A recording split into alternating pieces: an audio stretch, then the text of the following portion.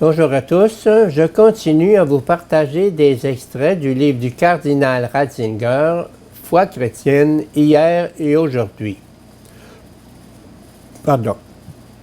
Peut-être le principe de la physique moderne nous sera-t-il d'un meilleur secours que la philosophie aristotélicienne.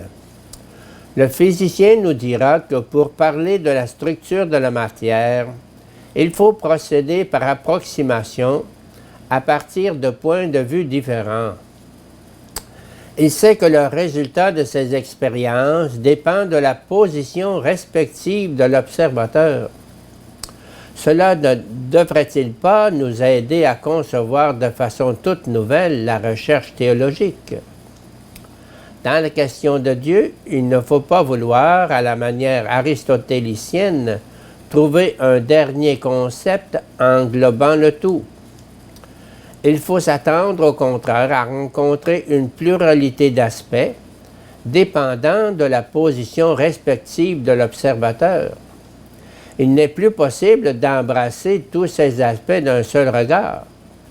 Nous ne pouvons simplement que les accepter ensemble sans arriver à exprimer la réalité dernière. Nous voyons ici l'interaction cachée de la foi et de la pensée moderne.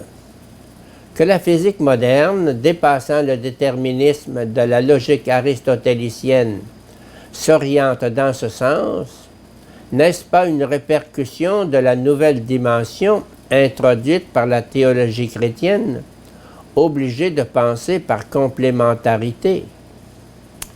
À ce propos, je voudrais encore évoquer brièvement deux données de la physique qui peuvent aider notre réflexion.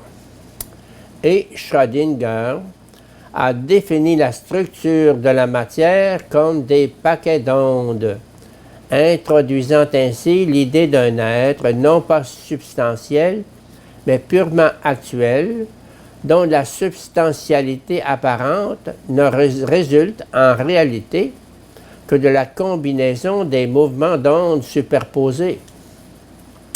Une telle proposition dans le domaine de la matière est sans doute très discutable du point de vue physique, et en tout cas du point de vue philosophique. Mais elle offre une comparaison intéressante pour l'actualitas divina, pour l'être purement actuel de Dieu.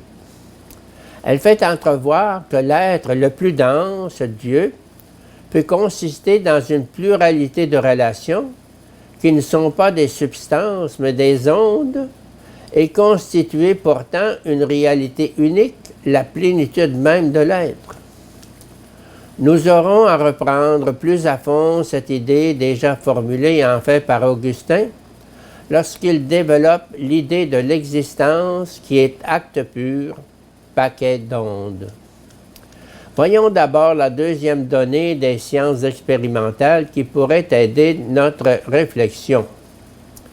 Il est un fait connu aujourd'hui que dans l'expérimentation physique, l'observateur lui-même fait partie de l'expérience. Il doit y entrer s'il veut arriver à la perception d'une donnée physique. Cela prouve que même en physique, l'objectivité pure n'existe pas.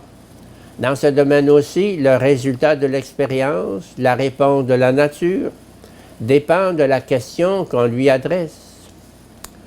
Dans la réponse, on trouve toujours quelque chose de la question posée et de la personne même qui questionne. La réponse ne reflète pas seulement la nature dans son être en soi, dans sa pure objectivité.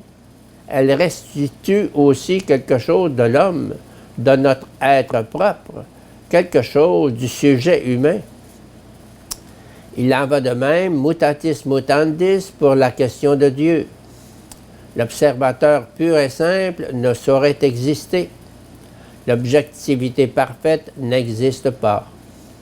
On peut même dire, plus un objet a rapport à l'homme, plus il l'affecte en son centre et engage l'être propre de l'observateur, et plus il devient difficile de prendre ses distances dans une pure objectivité.